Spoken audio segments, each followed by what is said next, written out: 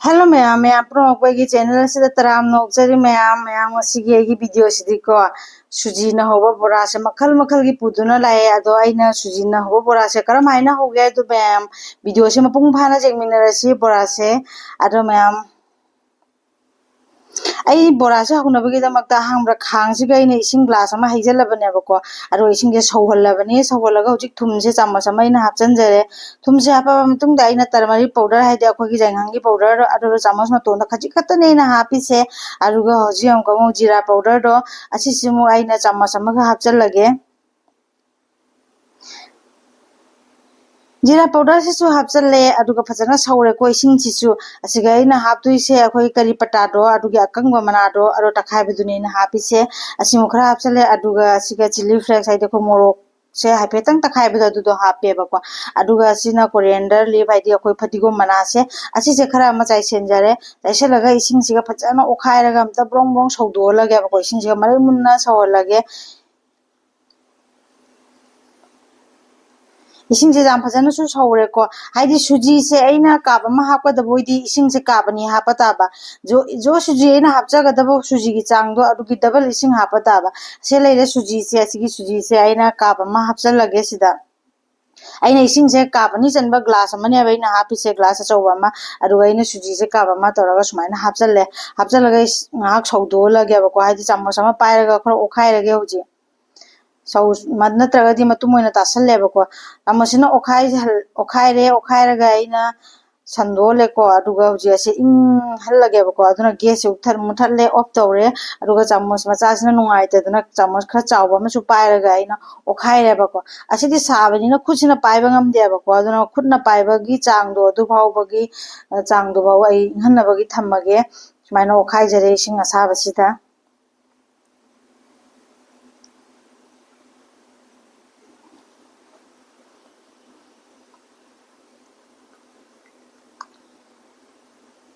हौजी Khudna सोकपा जाबगी चांगदो ओइरेबको अदुना ngame सारसुने Khudna सोकपा जाबदो ओइरेबको अदुगा खुसिना सुमाइना ओखाइरगा जेंगे मनुंगदा कनबगी सरुक जाउब्राइना जाउद्रे अदुगा खुसिगा इना अखोगी refine oil खरा हैजल्ले हैरगा फजना अखोय आटा टोटपा दुमाइना नेबा टोरी से फजना मरै मुन्नमता तोखाइरगे खुसिना ngasai चामचना ओखाइबदुदि ngasai matum ताना कंसनना लेतनबगे ओखाइरिनेबको इसिंग असाबदुगा अदुगा हौजी किसिना अखोइना मोन मोन लाउना तोटपदो दुनियाबा खुसिना तोखाइरिसे आई खांगसिगो ओइना इसिंगे साहलबना खांगसिगा सुम सुजी से हापचल्ले अदुगा दुम से दुम तोटलेबको अतोपा पात्र रो ओंधोक्तरे अदुना खांगिना खांगमनिंगसिना खरा कोनसे खरा फरा फरा नोमेबको असिनी सुमाइना तोटपा लोइरे हौजी तोटपा लोइरगा कदौने हाबदु आइना दोसे मचेल मचेल लौरगा सुमाइना राउंड राउंड खरा सेमेबको सुमाइना तौना अहानबदा आइना राउंड शेप से अखोगी कोरक कोइना सेमे खुजीगी मवोंगदा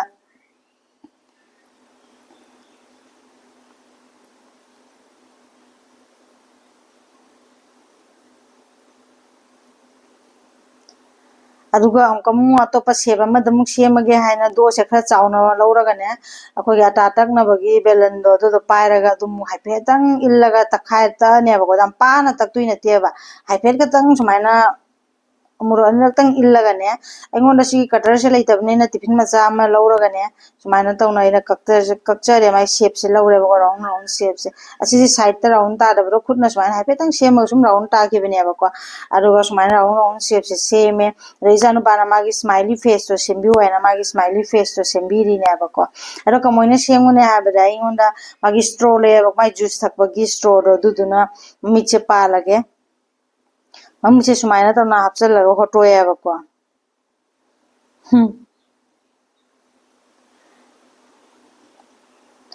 ममित की शेप से सुमाइना पीरे अदुगा मागी स्माइली फेस की स्माइली पुरक्तुइसे सुमाइना नेबको मा चम्मच से पाइरगा चम्मच की मतेंगजिना सुमाइना फेर फेर ओइजे थाइबदो दुम ओइरेबको मालबा जोंगया इसान पानो मागे मखुना सेमी है नो से माइ शेप अमा सेमे अरो मयाम तम सुमाइन तम खुजी की राउंड राउंड मोंग सुमु सेमे स्माइली फेस जु सेमे सुमाइन तम शेप अमा अहन बयु इन सेमे aduga aina siga fry pan ama thangale fry pan siga ina hai se refine oil ne ba ko refine oil se haijalle aduga aina sai sem gi round round shape se si sing loina siga mu hapchal lage ba khuchina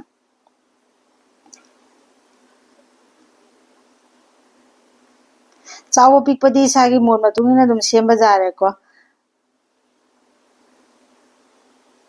ai si jo pikpa su jawe chawo su jawe ba kene di akoina dukana jon ga da bani na ta ni na ne semning ba mong ga sem ba jare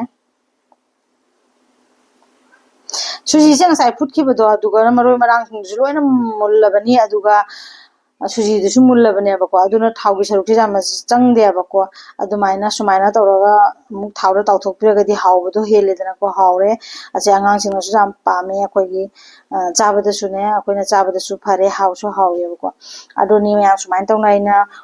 mathang makha mondo ondo ga brown color oira pura du hawbada ngaure ngaura ga sumaina tawnaina plate amada magi mai masada jaba thaw ja khara chupsan gi na bena nepkin paper ama tharaga sumaina tawna loina lawthok jare ba ko asigi se sumaina lawthoi asisina aina horen sambartha hapaga chana bagi aina kaimta mathakta coat tawde ba ko chamchamna plain oina fry tawbane ba se asi simung leire mayam video se pung phana jengmina si karam karam mong da sema kya do aduga sai chanu pana magi smiley face to adu chingdu moina sumaina tawthok pire loina si chu mai brown color ora ko phawda lawthoge ngaura lawthoge ko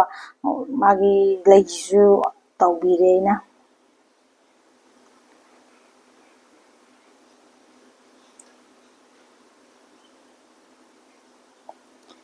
se mayam se loina aina fry tawjare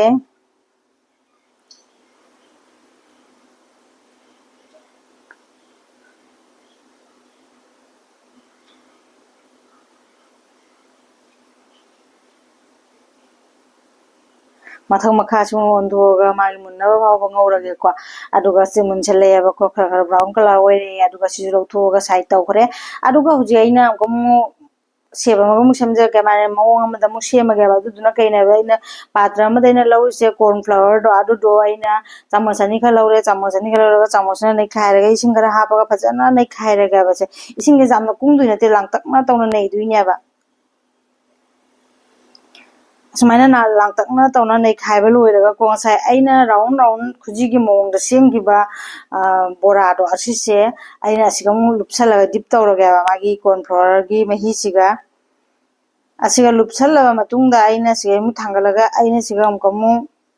ko tawdise aina sise akoi gi oats to plain oats to adu dune ba ko plain oats siga aina sumaina haipe lupaga sumaina loina aina lehoriba ai bara shape se asisi loina sumaina lupsanjare ba ko lupaga asisi mu aina khangdam tawrage sidi khangdoina tawre ba ko khangsiga aina sumaina mathang makha ondoga khangsiga ngaujare refine oil ni sisu ngaurise asimu haipe brown color ora ko do phaw ngaujare ngauru matungda aina asisi khaidoe asisi na ina chaduise asigi corn flour da hapaga dip tawraga fry to base asisina chutney ga chaninga su sumaina dum chutney ga chare aduga chumna koigi sumaina dip tawdana plain hawgibudu aduduna hawja aina pamba hawai ga khangde jaha jang amaga su chaba jare aro mayam sika sumaina khaidok jare mayam jengbudu su phajadra chabada su hawre mayam asi sana jumda semjaraga chaba sidi semning mong da su semaga chaba jare dana ko asini mayam su try to biro mayam su sembiro how jamna how bani angang singi tiffin da su hapa jaye ba ko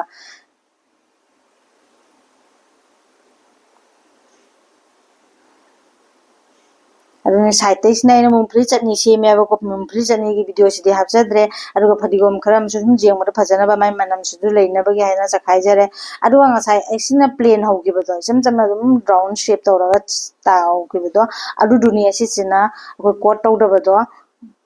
posta coat tawda ba do adu duni adu morok saba chamna chaningbra sana chaningbra adu side to soina morok ani gak thamme aduga ase sambar thongbu su leya ba sambar thongbu su mai janjare aduga asiga ꯕꯔꯥ ꯁꯝꯕꯔꯒꯤ ꯁꯕꯖꯤ ꯑꯃꯁꯨ ꯑꯣꯏꯍꯜꯂꯦ ꯁꯨꯃꯥꯏꯅꯁꯨ ꯁꯨꯝ ꯆꯥꯕ ꯌꯥꯔꯦ ꯅꯨꯡꯗꯥꯡꯗꯒ ꯑꯩꯈꯣꯏꯅ ꯆꯥꯛꯀ ꯆꯥꯅꯤꯡꯗ꯭ꯔꯒꯗꯤ ꯁꯤꯁꯦ ꯁꯨꯃꯥꯏꯅ ꯍꯤꯟꯖꯥꯡꯗꯒ ꯊꯥꯗꯔꯒ ꯁꯨꯃꯥꯏꯅ ꯁꯨꯝ ꯆꯥꯔꯒꯁꯨ ꯌꯥꯔꯦ ꯃꯌꯥꯝ ꯑꯗꯨꯒ ꯗ꯭ꯔꯥꯏ ꯑꯣꯏꯕꯁꯤꯅ ꯑꯩꯈꯣꯏꯅ ꯑꯉꯥꯡꯒꯤ ꯇꯤꯐꯤꯟꯗꯁꯨ ꯍꯥꯞꯄ ꯌꯥꯔꯦ ꯃꯌꯥꯝ ꯂꯥꯛꯑꯒ ꯁ꯭ꯅꯦꯛꯁ ꯇꯧꯕꯁꯨ ꯁꯦꯝꯕꯁꯨ ꯌꯥꯔꯦ ꯆꯥꯅꯤꯡꯕ ꯃꯑꯣꯡꯗ ꯆꯥꯕ ꯌꯥꯔꯦ ꯃꯌꯥꯝ ꯑꯁꯤꯅꯤ ꯃꯌꯥꯝ ꯃꯈꯜ ꯃꯈꯜꯒꯤ ꯑꯩꯅ ꯁꯦꯝꯖꯔꯦ ꯃꯌꯥꯝ ꯑꯩꯒꯤ ꯚꯤꯗꯤꯑꯣꯁꯦ ꯄ꯭ꯂꯤꯖ ꯂꯥꯏꯛ ꯁꯤꯌꯔ ꯇꯧꯕꯤꯌꯣ ꯑꯗꯨꯒ ꯑꯅꯧꯕ ꯏꯆꯤꯟ ꯏꯅꯥꯎ ꯃꯌꯥꯝꯁꯤꯡꯅ ꯌꯦꯡꯕꯤꯔꯒꯗꯤ ꯑꯩꯒꯤ ꯚꯤꯗꯤꯑꯣꯁꯦ ꯁꯕꯁꯀ꯭ꯔꯥꯏꯕ ꯇꯧꯔꯒ ꯁꯞꯄꯣꯔꯠꯁꯨ ꯇꯧꯕꯤꯔꯣ ꯃꯌꯥꯝꯁꯨ ꯈꯪꯍꯟꯕꯤꯔꯣ ꯍꯥꯏꯕꯤꯔꯣ ꯑꯩꯅ ꯍꯧꯖꯔꯤꯕ ꯁꯨꯖꯤ ꯕꯔꯥꯁꯦ ꯍꯥꯎꯒꯗꯕ ꯃꯥꯟꯕ꯭ꯔꯥ ꯅꯠꯇ꯭ꯔꯒ ꯀꯔꯤ ꯍꯥꯏꯅꯤꯡꯕ ꯑꯗꯨꯁꯨ ꯃꯌꯥꯝ ꯈꯪꯍꯟꯕꯤꯔꯣ ꯉꯁꯤꯒꯤ ꯑꯣꯏꯅꯗꯤ ꯕꯥꯏ ꯃꯌꯥꯝ